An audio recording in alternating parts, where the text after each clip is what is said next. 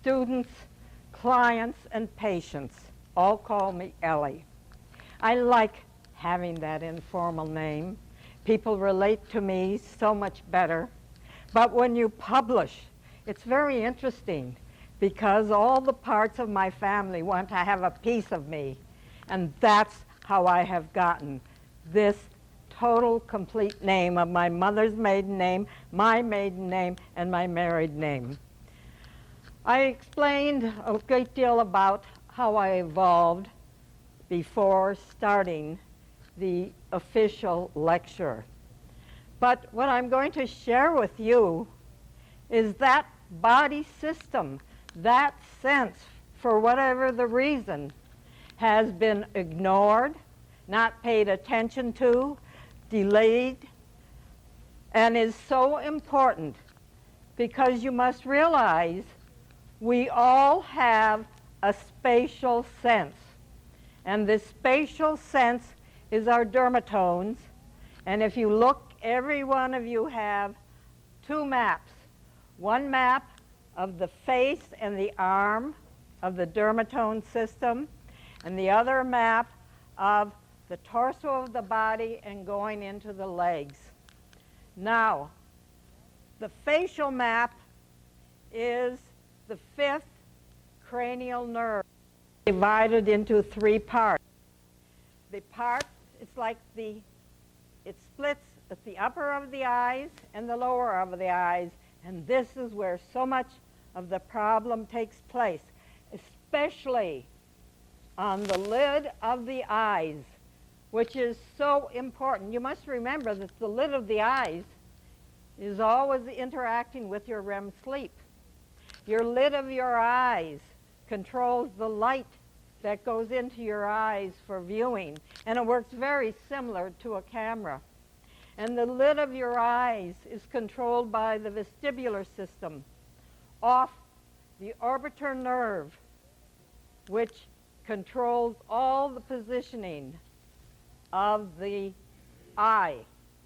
And it's how you look and how you focus and the interaction of your eye and your head, which the vestibular system controls. Now, now I must tell you, it's the fifth somatic that becomes the interneural pathway of the spinal cord. It's the gain control for your feed forward of movement and your feed back of movement. And you must remember that your fifth somatic is also what is so interacted with your feelings and your sensation of pain. As you go down from the cranial nerves, and there are 12 cranial nerves, another one that I want to bring your close attention to is the nerve controlling your tongue. Now, I want to give you a short exercise. See how far out you can stick your tongue. Stick it out far, far, far, far, far. Good, good. Now, all of you who are sticking your tongue out, this is a very healthy thing. But an autistic child and many people who have developmental disorders do not have the ability or the control to stick their tongue out. It's the center of your balance. And along with the center of your balance, it's the reflex system for sucking the milk of your mother or the milk from the bottle. And also, the tongue is most important in investigating and discovering the spatial perception awareness, because as you're going to see, a normal baby puts everything in their mouth. And if you remember your babies, they put everything in their mouths. And the mouth, the tongue, is really the head honcho of balance of the whole spinal cord system. Now, we have the three on the face, and we have the vestibular system controlling the eyes. Now, you will notice that the arms come out of the neck. And you'll notice how it's the dermatones of the 6th, the 7th, and the 8th, and the T1 that control the figures of the hand. This is your spatial system. And when a spinal cord person has an injury, the loss of the use of the arms and hands, depending at which level, are the most devastating. Now, turn your page over and you'll see the torso. Now, you'll see the muscles of the rib cage. Every nerve coming out of your spinal cord goes and becomes a dermatome. Now, the interesting thing about the muscles of the rib cage, they don't have any Golgi tendon organs. They're very emotional. They run on the neurotransmitters of what is known as the muscle spindles, the emotional neurotransmitters. And that's why this whole rib cage is so emotional. And this emotional system, interestingly, is the paradox of the vestibular system, which is your system of spatial awareness and is also your emotional system. But look, you have the torso going in circles around your body. And then from the back, you have your right here. Anybody with a sciatica pain coming from L4? Well, L4 is right from here. And then you can see how it goes down, right down the leg. And you can see how the dermatomes from the back rotate around on the leg.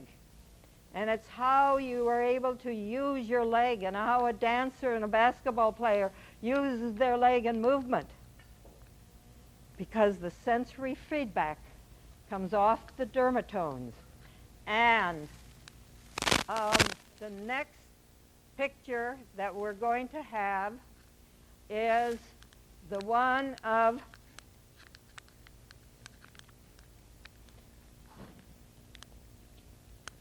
okay. Oh, this is upside down. Your skin, did I get it? Okay. Your skin is loaded with receptors. They're called Flexor Reflex afferents. Every time you move, and as a baby moves with their reflexes, you know, they're kicking with their reflexes.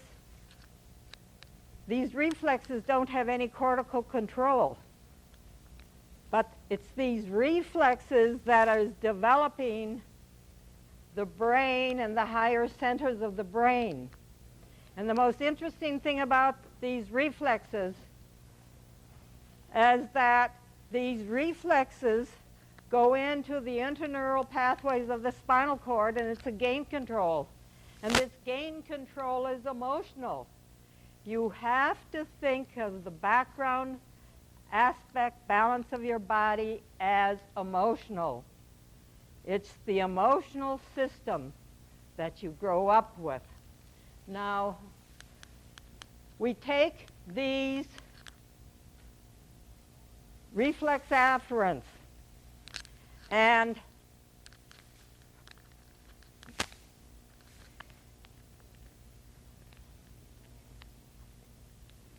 you'll notice how these reflex afferents go into the spinal cord. And each one of the spatial dermatomes go into its own place in your spinal spatial cord. You can just see it, where it goes, where you start, where you have your cervical, you have your thoracic, you have your lumbar, and then you have your sacral. And you have dermatones from the body that go into each of these aspects. But in the most interesting thing, this system is controlled by your vestibular mechanism.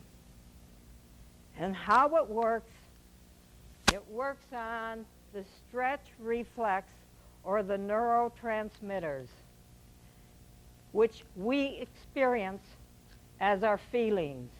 We move according to how we feel, our intuition, our kinesthetic sense. And I will share with you, these neurotransmitters can travel right through our bodies. I didn't see that in the back. Can travel right through our bodies, slice right through the somatic tissue, and doesn't have to follow the pathway of a nerve. And that's why and how I can change the muscle tone, and how the muscle tone on a normal infant will develop so beautifully. I thought I had an assistant turning the pages for me, but the next one you're going to see is a picture of the rib cage. This is the rib cage. These are the flexor reflex afferents.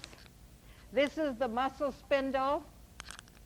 This is the vestibular mechanism. And all these systems, do you see this part right here?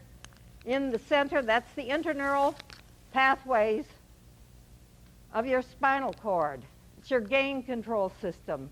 It's the quality control of your final movement, and it's the quality control of your sense awareness of yourself. Now, as the reflexes develop, these reflexes create your sense of self in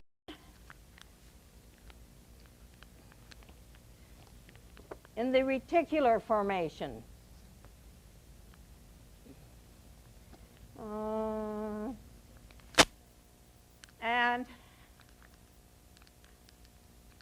And it also goes to the cerebellum. And the cerebellum organizes the tone of the body. Now, it's been a fascinating year for me. I've had a 2-year-old who was born with hypotonia. She had no tone in the muscles of her body. If you don't have any tone in the muscles of your body, you cannot organize, you can't stand, you can't balance, you can't move. We totally changed the tone of her body. Later on, you're going to see the pictures of the autistic child. The autistic child also does not have the appropriate tone of their body, because there's a reciprocal interaction between what takes place in the gain control of the spinal cord and the cerebellum. It's reciprocal. One goes from the spinal cord to the cerebellum, back to the spinal cord, and makes the changes in the body. At the same time, this total system of flexor reflex afferents goes to what we call the reticular formation, and it's the beginning of the awareness of the body sense, which is updated in the thalamus and then goes into your sensory motor cortex, your sensory somatic cortex, where it becomes your body image.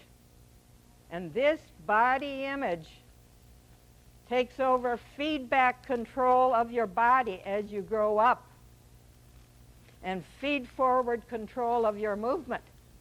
But a child, the first year when they're finding their balance, works out of balance and does not do the initiating of the cortical movement. But when they get older, they move into the cortical initiation of movement of the alpha motor neuron. And what our research has done, they have put such emphasis on this alpha motor neuron that they haven't investigated the background of the gamma system, which causes all the problems. And these problems develop when a child is in their first years. Now, this vestibular system is in all vertebrates. From the fish, they have the vestibular system, control of the eyes, the birds, all of the mammals. And what I want to show you next is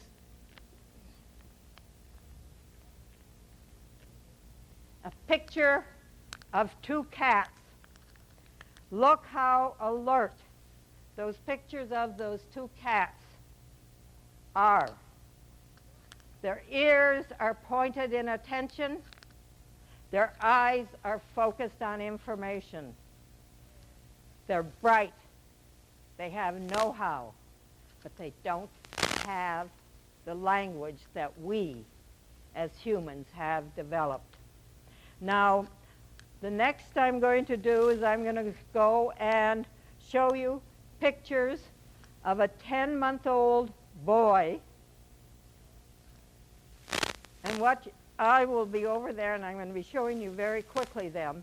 Notice his coordination, his awareness, his upright sitting position, his ability to climb to a standing position. And at the end of these pictures that I got, and I felt so lucky that day, he is taking his first steps. At 10 months old, he's ahead of his schedule. And that's because his parenting, his diet, his health, his environment has been so healthy. He's developed beautifully.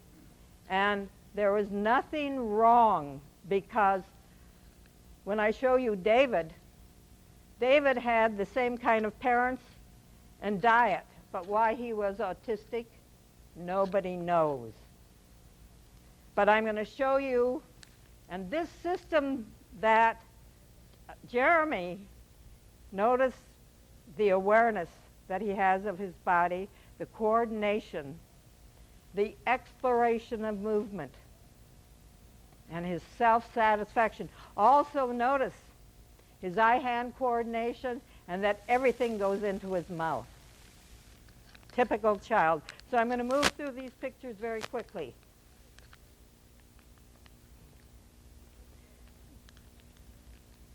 Sitting, crawling, crawling. This picture I love because you can really see the eyes going back to the vestibular system. Sitting, toys in both hands, perfectly balanced. Here you see him going up on his knees. Here you see him back to sitting and going into a standing position, balanced. Here you see him again. He goes up and he comes down. Now, what's so brilliant about these children is they relax and go with gravity when they come down.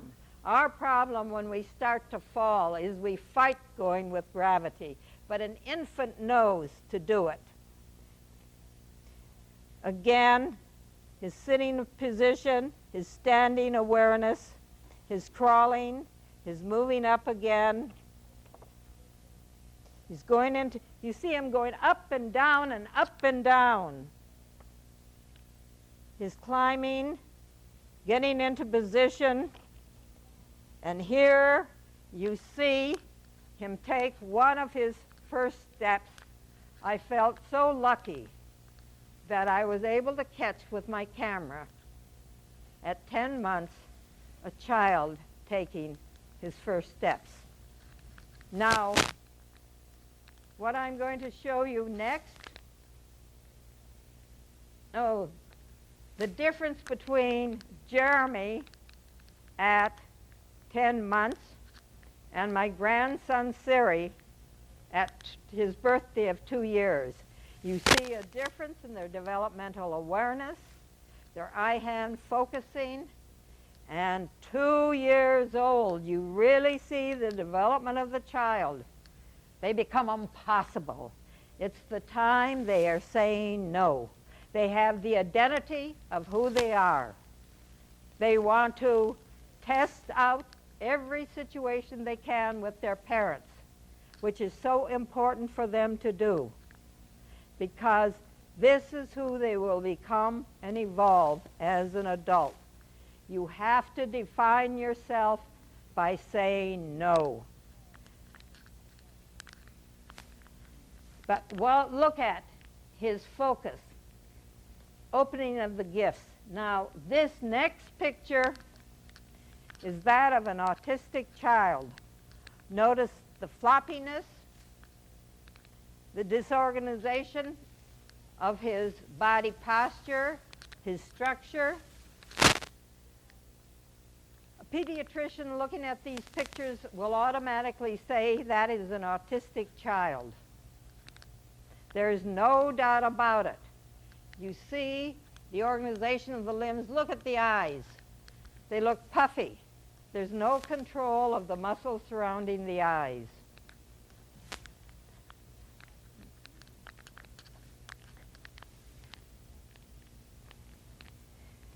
David,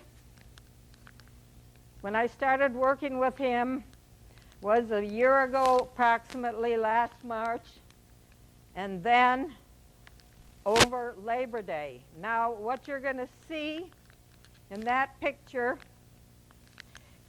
what he has in his mouth is a Liss electrical stimulator. His speech was horrible because not that he couldn't intellectually comprehend speech, but his tongue wouldn't respond to the instructions from his mind. And by putting this in his mouth wet and turning this on at a very low frequency, we relaxed the muscles of the tongue, and his speech immediately improved. Now, when we started, David was in kindergarten, and his behavior and his attention span was so minimal that they were going to keep him out of the first grade because they felt he wasn't ready. But after that first session, he had improved so much that they decided to allow him to enter first grade. Now, before he started first grade, I worked with him. This is the session I worked with him before he went into first grade. Now, look at this picture of this boy of 6.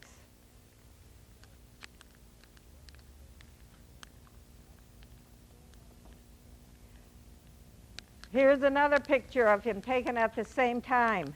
Look at this picture. He's not comfortable interacting with his brother and his mother. He's only partially on his way. Hold that picture in your mind, because, oh gosh,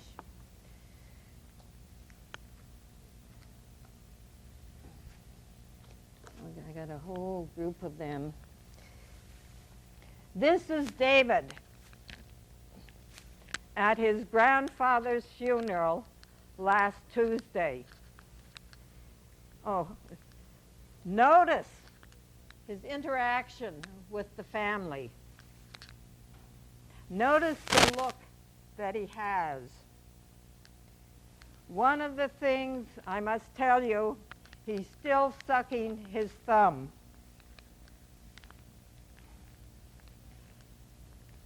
And one of the things we were working with him is to get his tongue stretched out more. And you can see in the top picture here that he's able to push his tongue out. And the pediatrician who I was with Wednesday night, a food made for him, he wasn't being taken care of. Now, this is a real problem in rehabilitation. You can start to heal the body, and you have to heal the attitude, not the mind. The mind is okay, but it's the emotional attitude of wanting to get well. Okay, keep going. Okay, this is when we use the Liss. on the back of the head. Keep going. Okay. Now this is where I use the myopulse because I wanted to make that face as alive as possible. I used the myopulse on the body. I used a stronger stimulation. I had to wake him up even more. Keep going. Keep going. Look at how he's able to raise his legs. Keep moving. We put him on the exercise bike. Look at it, his total posture. I keep moving and pushing. Because if you don't push, you don't achieve. Okay, keep moving. Now he's drawing body images here. Now look at, keep moving. Look at the size of these body images. Keep moving. They are bigger than they've ever been. Now, the next session, I started to teach him an exercise program. If we have time tonight, it's a simple exercise program. As you bring the stimulation into your body, you have to integrate it with movement. Movement is your integrator of your sensory system, but you have to set up your sensory system first. Look at what he's able to do, pulling up his right leg, then his left leg. Okay, keep moving. Keep moving. He's pulling up both legs. Okay, now he's starting to move his arms around. Watch at the freedom. Keep moving. Keep moving. The freedom of his arms that you're going to see. You're going to see a symmetry of his arms. It won't look like he's got one arm working for him and one arm not looking for him. Okay, now what we're doing is we're integrating the silver lawn with the movement. Keep moving. Keep moving. Place on the back, the knees, the foot. Keep moving. Keep moving. The body image. Now on the 8th session, he refused to do the body images because this was his real time of confrontation. Keep moving. Keep moving. This is at the end. Somehow we're missing. Oh, I know why we're missing some because they're on the back side. But he was moving his arms in full symmetry, and we had him working with us because what we were doing, we were putting the backing on the silver lawn to make the neuro-kinesthetic patches. And I left him. He has a choice to make, and it's only a choice in attitude. I've given him his body back. I've given him the awareness of his mind, of his body. But he has to change his attitude. I don't care whether he wants to move around in his wheelchair, but he has to get up and get around and be as independent as possible. He has to change his personality. And this, one of the interesting things with children, the children love it when they're given the freedom to grow and develop. Okay, let's move on to the next one. Move on. Okay, we have missed the whole group of pictures. No. Oh, no. Don't worry about it. I just wanted to tell you that cerebral palsy, the intelligent cerebral palsies have the muscles of this size right in through here. But they don't have the control of any other part of the body. I was talking to a doctor because I cannot do this alone. I would like to connect up with a doctor, psychiatrist, a pediatrician, because the ones with cerebral palsy, they have two of their systems that are malfunctioning. You have the brain waves going much too fast, and they have new medication that can slow down the brain waves.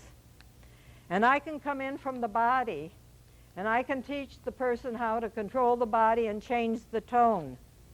If the brain is slowed down to receive the information we're coming in with from the body. And this is a challenge I have put for myself. I've already been able to get autism. I've been able to develop and work with many other disorders. Attention deficit disorders is just non-appropriate functioning of this muscle and the muscles of the body and the balance. They either are out of sync. You've got to synchronize your body systems with your brain and with your cortical systems. It's a wonderful world that I'm working in, and I'm giving myself the next 30 years to meet this challenge. I can do it, but you know who I have the real problems with? The medical profession. Yeah, they're scared of me because I have done my homework, my research, I'm demonstrating I have the results. And I have to find the doctors that are willing to go with me, to work with me, because I cannot do it alone. I have to teach, and I have to train, and I have to have people with an attitude to say, if this child, for whatever reason, did not have the opportunity of being born normal, let's give this child a chance to really achieve the functioning. You saw David. Now, David was very easy. He was a total autistic child that didn't have a chance until I intervened. And the amount of time that I put into him, maybe 4 times 12 hours the most. That's fast. Even at $100 an hour, that's cheap.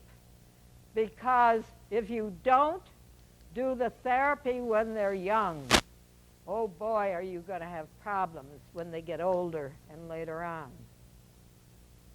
So what I'm doing and what I'm spreading the word about, there's a possibility to do so much more than what we are doing. I know what I have to do. I have to set up my website. I have to build a group of people to work and support me. I have to write my book. I have to teach and train. It's a 30-year challenge that I have set up for myself, but I know I can do it. And the reason I know I can do it is I use this Neuro-Kinesthetic dermatome program on myself practically every day. I feel more balanced and more functional with greater energy. I start my day at 6 o'clock, and I may end it up at 11 and 12 o'clock at night. I sleep so soundly. I've lost a few pounds. I eat a healthy diet. I've given up all kinds of crazy cravings. And I'm happier than I've ever been in my life, and I've enjoyed sharing with you the opportunity of some of the stories before I made my formal presentation. Are there any questions? Yes. No drugs. The lady spoke earlier, Miss Gordon, said that the Scottsdale school system had 72 drugs available for children who had autism. And it takes its toll later on. Oh, one of the things I want to share with you is I'm going to be running a dermatome neurokinesthetic program. I can take the most 20 tonight. If I have 10, I'll be happy, or 10 to 20 tomorrow night. I have all the materials here, from the scissors to the paper to the pens to the patches to the tape, for you to participate. Now, what you have to do is you have to sign up with me, either write a check to my clinic for neuromuscular disorders or give me cash of $40. It's cost me much more than that to bring the program to you.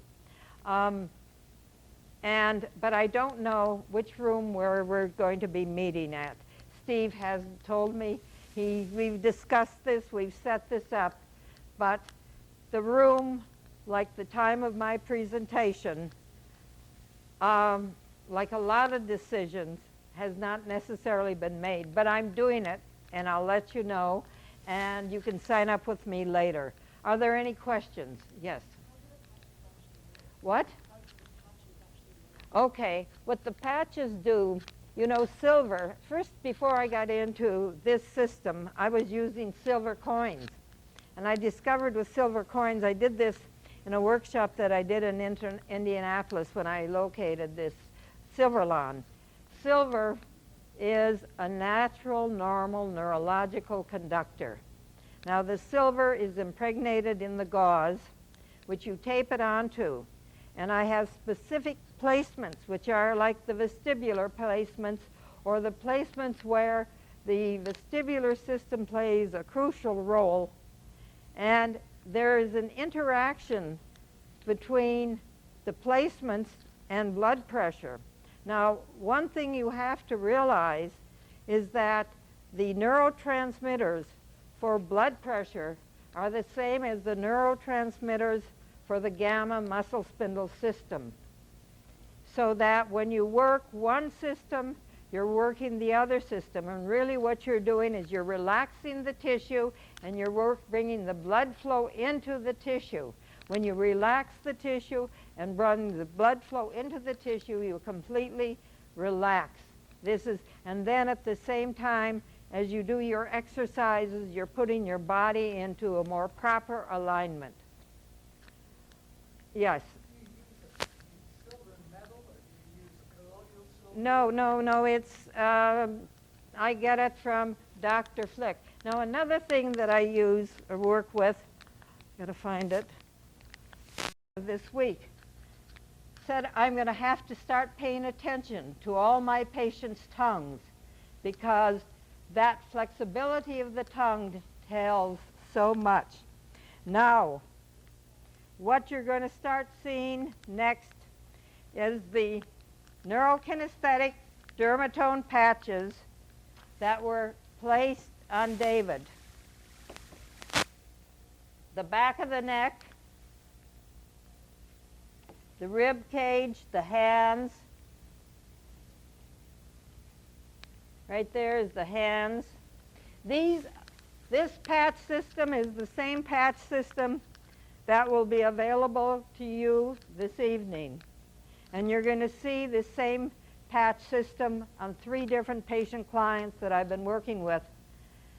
But not only does it work for those who have neuromuscular problems, a stroke, loss of control of the eye muscle, autism, but they enhance your awareness and behavior even though you're functioning in a normal way, or you think you're functioning in a normal way, and you don't think of the possibility that you could function much better. Now, these are, here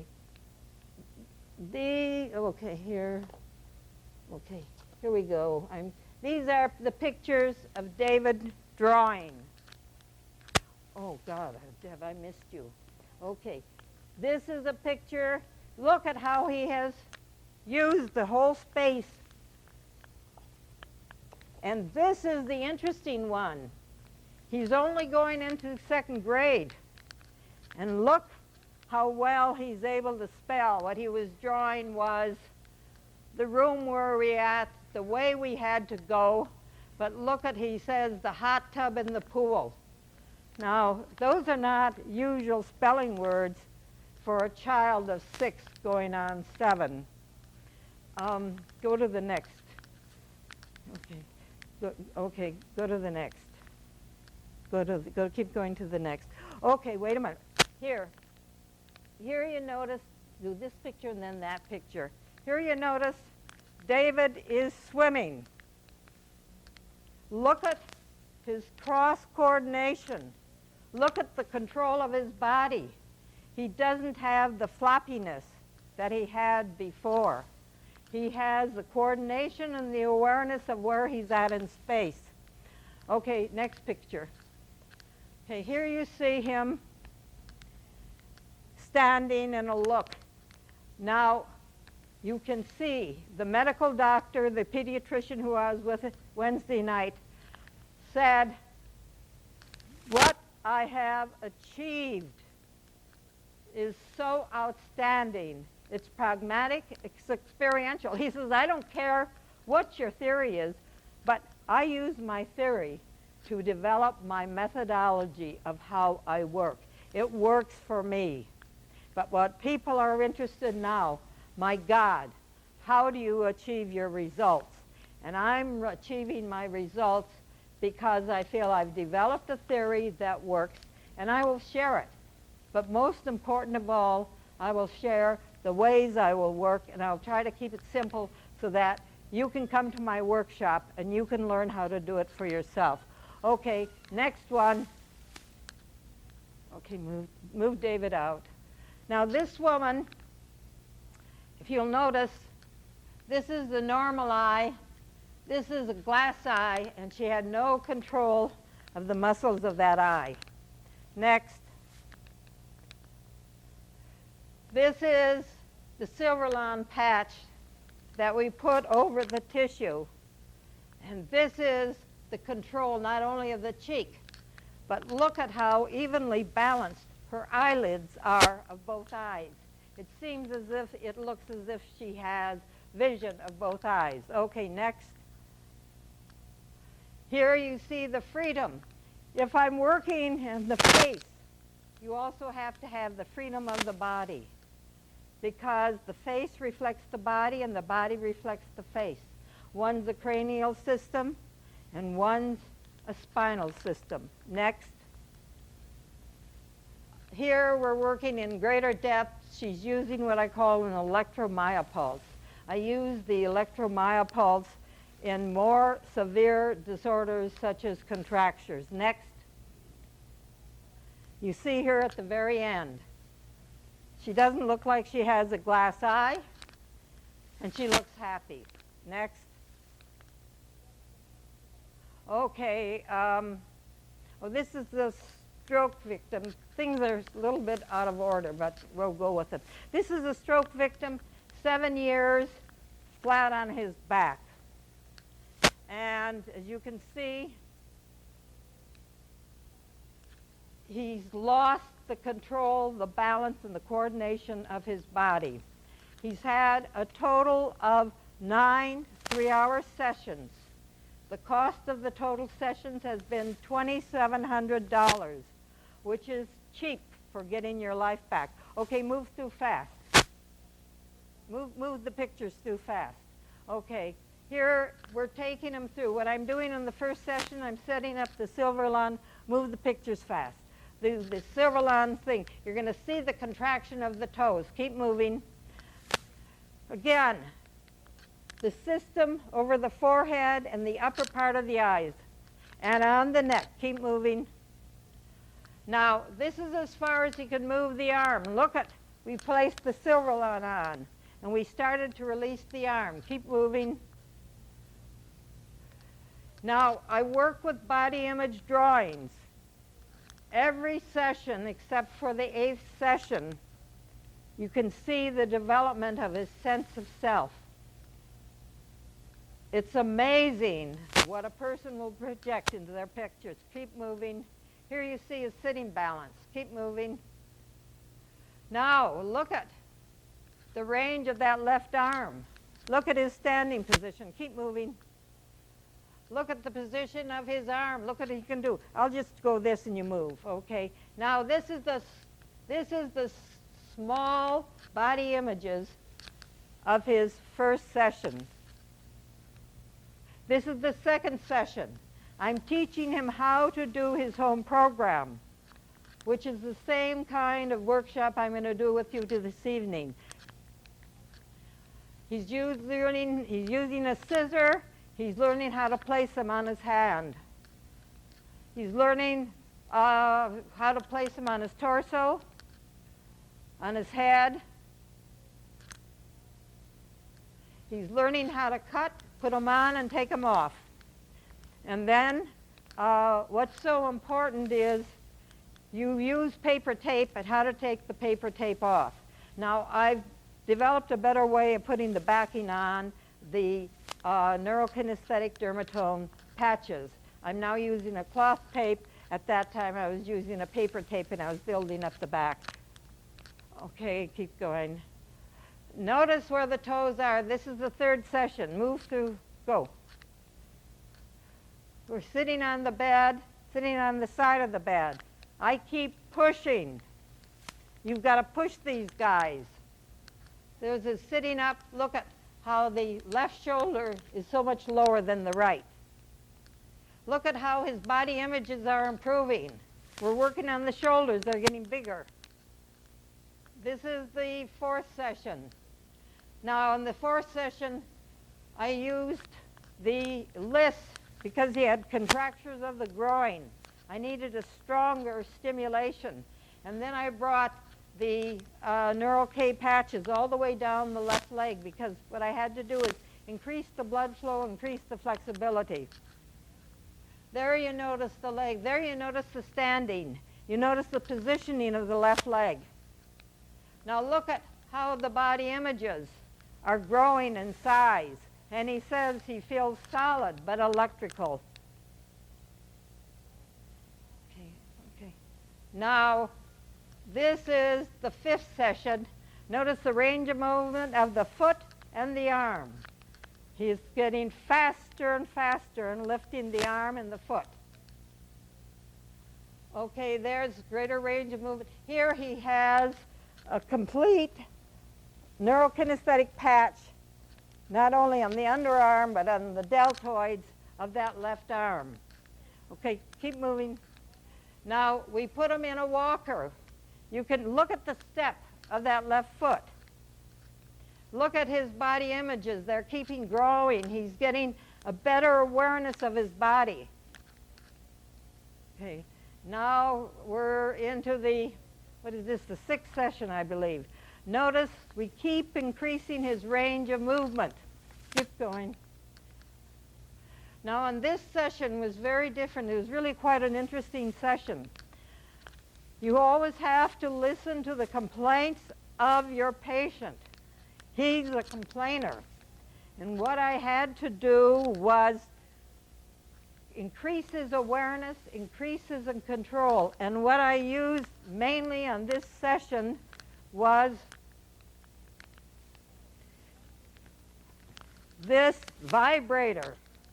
Now the vibrator sends your flexor reflex afferents and your muscle spindle system to the higher centers to be integrated. Its vibration is part of your vestibular system. And I use this along with my hands, my realignment, and his focusing to make him attend, and I guess I'm putting some of you to sleep. Okay, next. I also used weights, and I also used the skateboard, and you can see the range of motion that he was able to develop. Not only in the foot, but the arm, okay? And look at his body images. Move it. Okay, look at how big they're getting. Really big. Okay, keep moving. Notice how he's walking and stepping and picking up his leg. Keep moving. Okay, he's starting to make comments. Now he's starting to get worried. My God, if he gets well, he's not going to be the dependent person. He's not going to be waited on totally. He's not going to have his... Is the vibrator. Where did I put my vibrator down? Okay. This is a wonderful accessory. This is my personal one. I always have people buying them from me, so I brought two with me, which I will sell.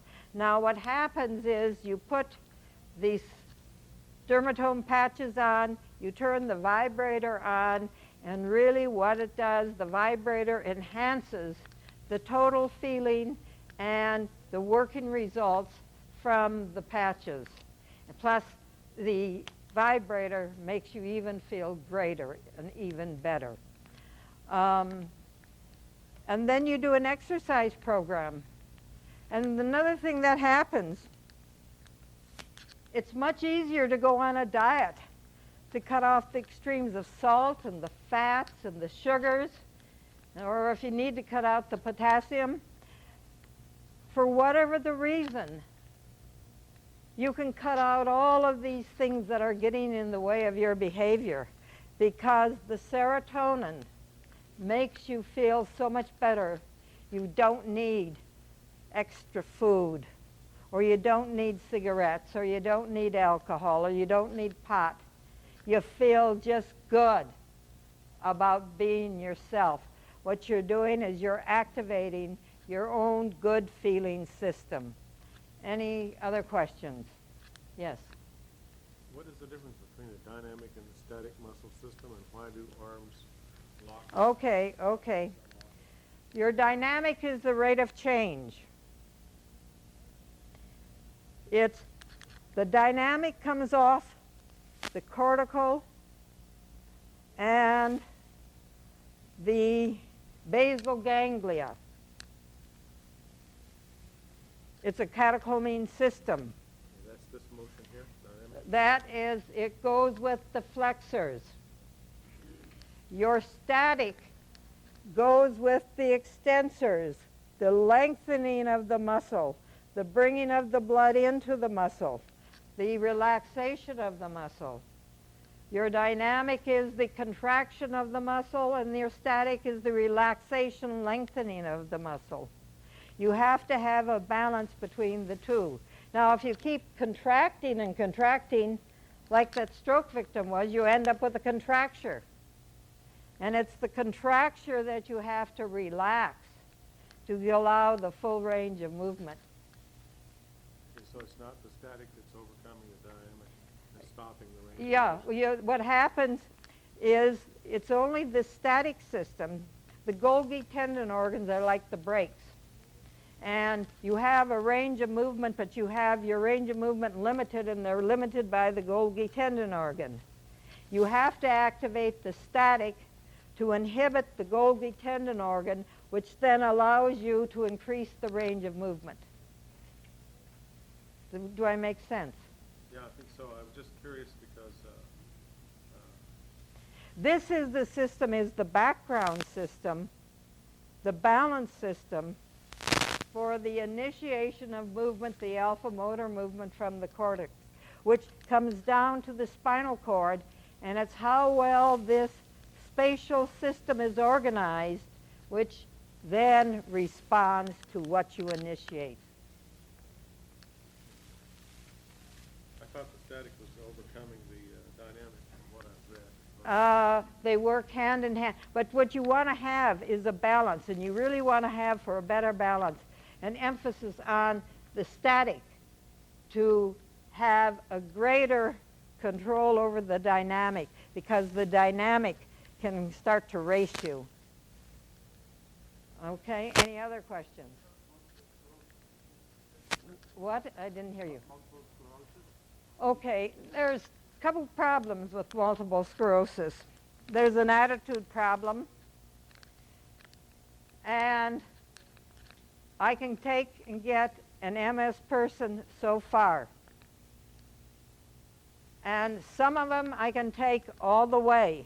Now, they have lesions of the brain and the body, and these lesions get in the way. But it's the most interesting thing. If a person really wants to get well, they can get well. I've seen it. But if a person has an attitude, for whatever the reason, they make the decision. I can help them if they really want to be helped. Okay, any other questions? You said you worked off a theory. Can you explain what your original theory is? On what? You said you had an original theory that you worked off to develop your method. I was wondering if you could explain your original theory. Okay, my original theory, when I first started out, which is another story I didn't tell you, I did the analysis of Rolfing. Have you heard of Rolfing? What is so interesting about the greatest learning experience I've had in my life, it was my master's thesis. And what I discovered with the statistical analysis was it's the movement balance which has the sensory feedback to the higher centers. So really what you're working for is to get the relaxed movement balance, the sensory backward system that is the organizational process for setting up your self-awareness, your body image, your background for initiating a movement. Now, when I share what I'm doing, many people say, my God, you're going backwards. Sure, I'm going backwards, but that's the way we've evolved. You have to work up from the spinal back to your higher centers, your sensory system, and then be free to move. Did that answer your question? Any other question? Yes. We'd like to know what's in the patches. When you get the silver, what kind of silver is it? Is it liquid, metal? No, it's, I didn't bring any with me, but it's impregnated right into the cloth. And what I've done is I've cut them in patches that fit in certain places that I find to be very crucial. It's really your vestibular system that I'm activating, the control for the eyes, the control of the neck, the control of the rib cage, the control of the back, the control of the hips. And if you have any problems, such as with your feet or your ankle, you can place them there. You analyze the body and then you place. You see where a person needs them. I always analyze the body, and then we decide the appropriate place for that individual to have them, and then we set up their home program, and you can follow through. And I give you the understanding that you can be creative in what you're doing. Yes? Would you care to comment on a child who has been told, or the parents have been told she has attention deficit disorder, and doesn't have access to your clinic? Is there anything that you can say about what you're doing? Well, where does she live? It would be cheaper for them to come to me than for me to go to them. Now, what is so interesting is the kind of results we can get so quickly by setting up a home program just with these dermatome patches. And I can teach and train the parents to do the home program. Now, some of the times the parents are fantastic, and sometimes I'd really like to spank the mothers. Oh, because the mothers don't follow through, or the fathers are not there.